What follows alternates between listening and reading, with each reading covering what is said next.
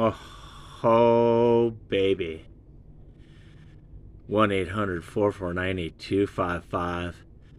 And have I got an album for y'all. 1973. The Who Quadra fucking Phenia. And what an album it is. This is Clark the Shark at 1-800-449-8255. Coming to you from the golden EIB Sharkraphone. That's right. The Wolfman Jack on crack at Clark the Shark is going to break down one of rock's greatest albums by one of rock and roll's greatest ever bands, The Who. Of course. Top 5 bands, top 3 bands. Yeah, I'd say it's the Beatles and The Who are in their own little circle. And then, the Stones and Zeppelin and the Kinks and David Bowie they're outside the circle, man. The Who and the Beatles, it's one-on-one, baby. It's those two bands. Because the musicianship in The Who, or at least a perception that they're so great. Keith Moon, John Entwistle, Roger's voice. And Pete, who, he ain't the world's greatest guitar player, but when Pete wants to be great on guitar, he is like the world's greatest guitar player. And I'm not talking just the rock and roll acumen, 101 rock star, rock and roll IQ of Pete Townsend. Sometimes when you listen to his acoustic guitar and his clean rhythm and, clean electric guitar as it, relates and conflicts with his distorted guitar and solos, there's a genius to Pete Townsend, man. He's actually overrated and underrated at the same time. But the genius of Pete, that's the balance. There's bad nights where the Who play live where the Who are terrible. Pete's out of tune and Keith Moon is drunk and, Entwistle's trying to save the show and Roger's voice is so good you don't even notice the Who. You're just listening to John and Roger. But then the Who have these incredible nights where everyone is hitting on all cylinders and you realize you are watching the greatest rock and roll band ever. Like Live at Hull or Live at Leeds or, the Who have their nights, man. 1973 bootleg Philadelphia, where Keith Moon is just this snare drum machine. He almost sounds like Bobby Caldwell or Ian Pace. He's so incredible on drums. And then you hear these other gig bootlegs where the Who are terrible. And it's like embarrassing to listen to. There's plenty of Who bootlegs out of the 60s and 70s that are like that. Where you're like, man, this is awful. I can't believe this is a pro band that really got a record deal. Because this sucks. But the fact that the Who suck and they have their nights where they're so terrible. And overall in general, there's something terrible and lame and horrible about the Who, which makes them so great. Kind of in some weird twisted way like the Stooges or something like that.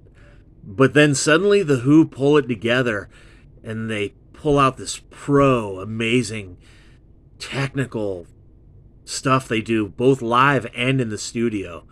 And your mind is blown. And believe me, if the Who never touched drugs or alcohol and they worked out in the gym and they had personal trainers and all that, oh man, dude, the Who would have been the greatest band. They'd have been like Rush.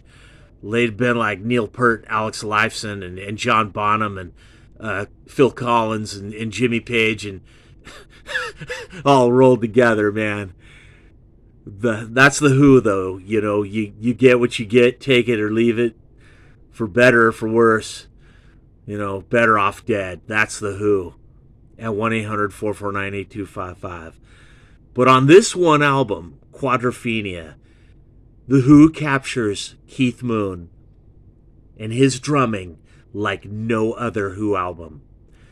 Who albums like Who's Next? pretty awesome. There's some awesome Keith Moon on there. There's also some kind of sketchy and questionable Keith Moon on there. And then Tommy is just all good, man. That album captures that phase and that era of Keith Moon. It's amazing. And of course, the Who sell out, and there's all kinds of phases and places where Kenny Jones drumming is exposed as boring and shackling the Who. And you're like, well, Kenny Jones is tighter and better than Keith, but that erratic, insane, alcoholic insanity of Keith Moon is missing on those final Who albums.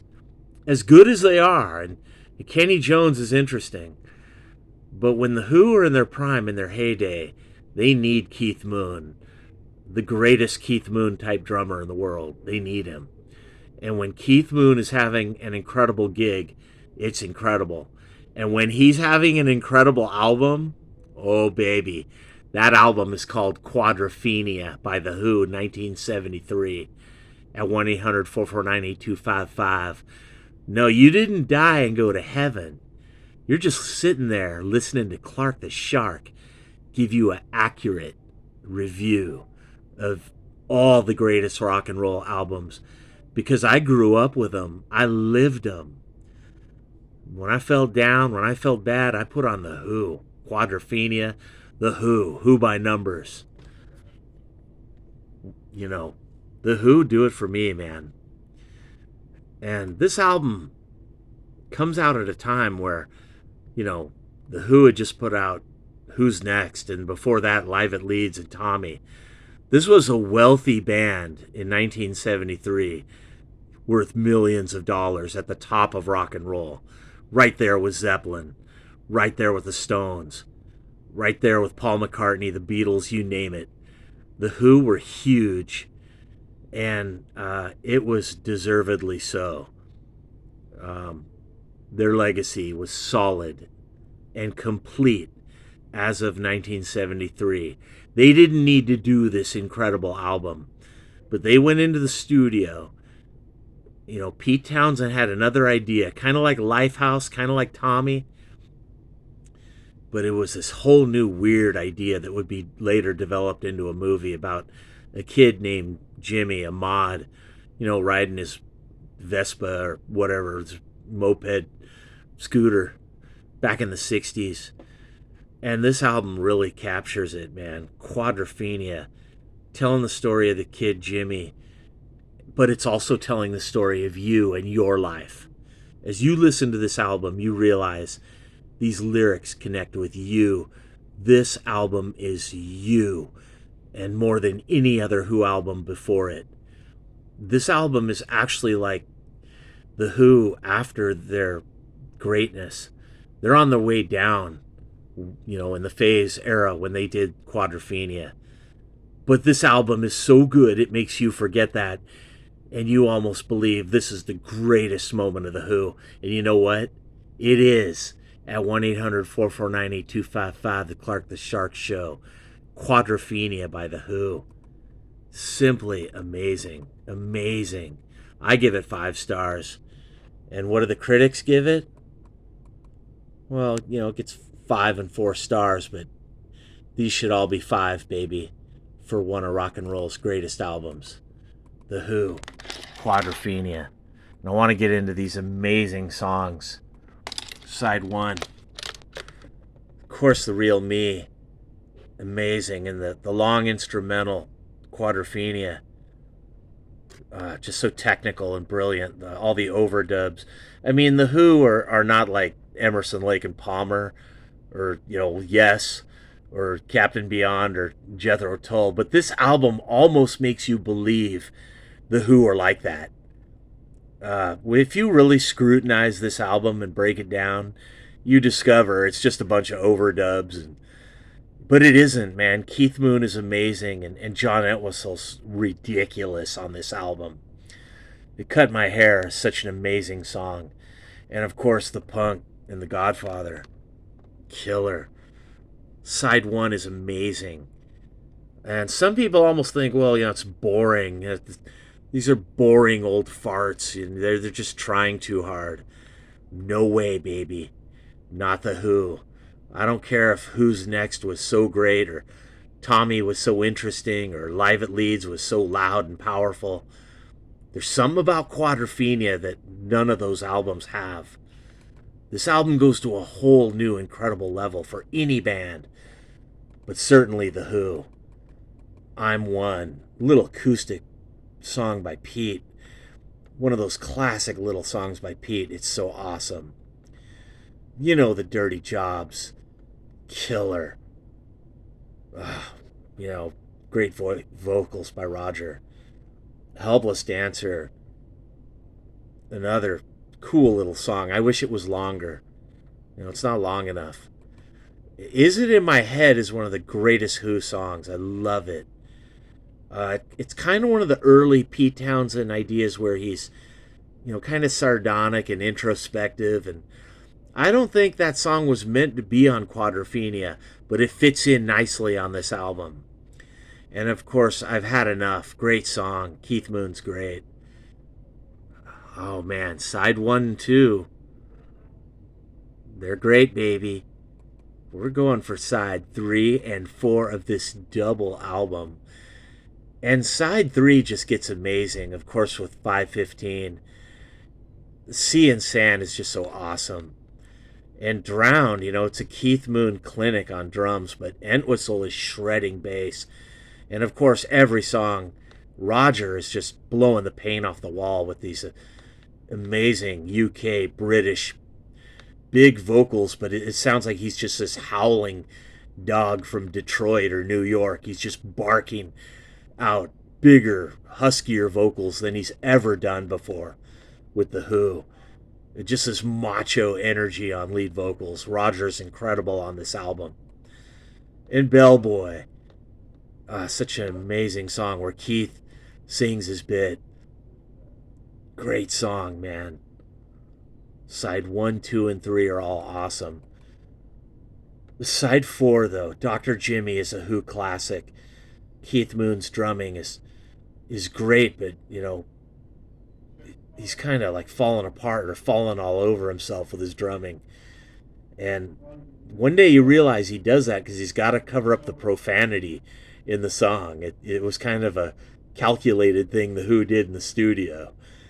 But Dr. Jimmy's amazing. Entwistle, Moon, Townsend, you know, Roger's voice incredible.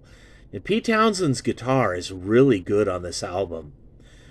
There's too many overdubs on this album. It's almost kind of muddy and, you know, kind of not a really great mix, Quadrophenia, but it kind of in some weird way reminds me of Tommy's mix. But Tommy sounds bright and crystal clear compared to this album. And yet, I still love it because it's like it's meant to be like that. You know, the Who are... It's almost like they're using a 48 track and there's just too much going on this album. And all being said, there's stuff missing on this album. That later on, John Entwistle remixes these tracks and he brings up these things that aren't in this mix. For the movie Quadrophenia mix, the songs are different. And Entwistle makes them sound really clean, and it's like he remixes and remasters the tracks, and they're awesome. But this is, in its own way, you know, it's a muddy, poorly mixed, you know, Who album, and they were probably not using the best tape when they recorded it. It's probably, it was the Who's own studio, you know, so had they had a producer and all this stuff, it probably would have been so much better. But then it wouldn't be the amazing Quadrophenia that it is. It's almost like this album has to be exactly like this. Kind of like Tommy. I mean, Who's Next is just perfect. Everything sounds crystal clear and just really perfect and nice. And then Tommy and Quadrophenia, in different ways, totally unrelated, they both just, it sounds like not the world's greatest recordings or mixes or production, and yet still the shining star in the sky that is the Who rains down, and Love Rain O'er Me. One of rock and roll's greatest songs ever. amazing classic by The Who with all this orchestration. Such a genius song to think up by Pete. And, I think it's like ripping off classical or something I've heard before until I realized Love Rain or Me is totally original. It's inventive, creative creation by Pete. It's such a great song. And Entwistle, he's great. And Mooney, trying to keep the 6/8 or 3/4 beat with it. And Roger's vocals are great. And this album is truly a celebration of the genius of Pete Townshend's mind, and his instrument playing and everything. And this album is a celebration of how great The Who were. They still are. But The Who Quadrophenia, it also captures this anger, sad depression. The cover is gray and dull and dim, and there's something about this album that makes you feel like it's raining and it's cold and you're having a miserable day. You just feel so miserable. But then when you put on Quadrophenia, you're not sure if you feel worse or better, but you dig into this album and you listen to this drumming and how technical this album is, how great everyone, Entwistle, how great all the guys in The Who are on this album. This album was a special project by The Who, where they committed to make probably their only amazing album. I wish Who's Next would have been Lifehouse, and it would have been a double album. And I wish Tommy would have been so much better, than it is. As it is great, but, everyone knows that album could have been much better. It's hard to top The Who Sell Out, Very hard to top that. But you can't top Quadrophenia, baby. This album is amazing. It's dark, it's brooding, it's grim, it's heavy. It's almost like heavy metal or something. It's in your face. If you crank up 515, The Real Me, and The Punk Meets the Godfather, and some of these incredible songs, you are transfixed. And you're like, man, I like this more than Led Zeppelin or Zappa or the Stones or the Beatles. It's almost like Quadrophenia becomes that favorite album in your whole album collection.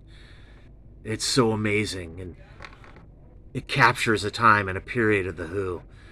And really, The Who tried to play this album live, and they just couldn't do it, man.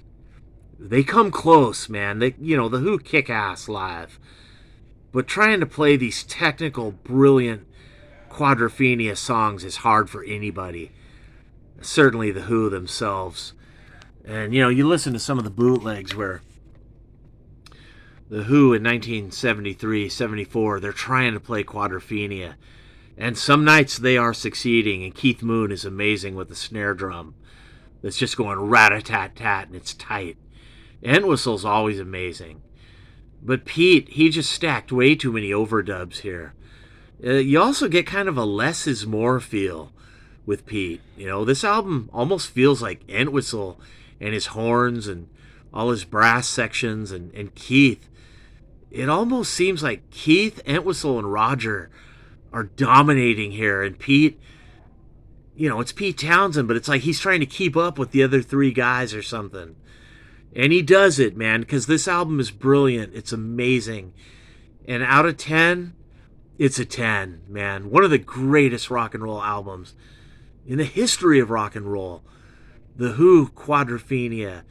And the movie, too. See that movie. Buy the other version of Quadrophenia, the remix songs by Entwistle.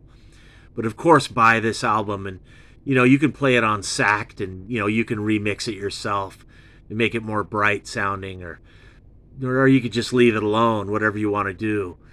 But The Who, Quadrophenia, all the Who albums are amazing. And The Who pull every ounce of talent, every ounce of everything they got on this amazing album. And I would say this album, The Who, Quadrophenia, out of 10,000 rock and roll albums, it is in the top 10 greatest albums ever recorded. You know, I would put Who's Next there. I would put like the Beatles' Rubber Soul and the Beatles' White Album. I wouldn't put Revolver in that class. No way, but I would put Sgt. Pepper, and I would certainly put The Who, Quadrophenia, as one of the 10 greatest rock and roll albums in the history of rock and roll music that ever existed. It's almost like I could say that about every Who album. But when you're talking about Quadrophenia, you're talking about just an amazing, incredible album that everybody respects, man. Everyone loves this album. You won't hear anybody say a bad word about The Who, Quadrophenia, because this album is as truly amazing as all the hype and everything they ever say about it. And kind of like The Who by Numbers and It's Hard and, you know, later days Who, it captures misery and depression and puts them with power and fury and incredible drumming and this atmosphere, this ambiance that can only be The Who. And The Who really grow here from the earlier Who. Even from Who's Next, they take it up a notch here and they go to the next level on 515, The Real Me, and all these songs, Dr. Jimmy. Oh man, Sea and Sand. The Who go to the next level with Quadrophenia. And I don't think they ever make another album this great ever again.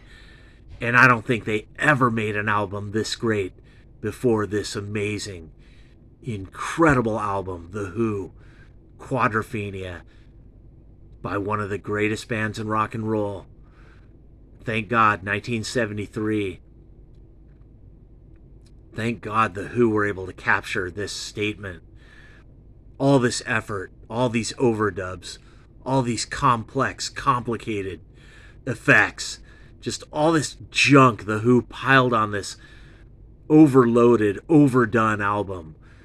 It's just, there's too much, man. It needs stuff, you know, taken away. I mean, they say Tommy needs more overdubs, it needs more guitar. It's almost like Quadrophenia needs less. Like, like you need to go remix and remaster this album and take out a bunch of shit because there's just too much going on. But it doesn't matter, baby, because that's just the way you want it. The Who, Quadrophenia, 1973, one of the greatest rock albums. I can't say enough about how fabulous and amazing The Who are. And God bless them for making this incredible album that I grew up listening to. I cried to this album. I got angry to this album. I sat in my room alone and said nothing and thought nothing. But I thought about this album. The Who, Quadrophenia. And you just got the best review you're ever going to get about The Who or any band from Clark the Shark at 1-800-449-8255. The Wolfman Jack on crack. The Clark the Shark Show. And I just brought you The Who, Quadrophenia, 1973. Amazing. And I'm out.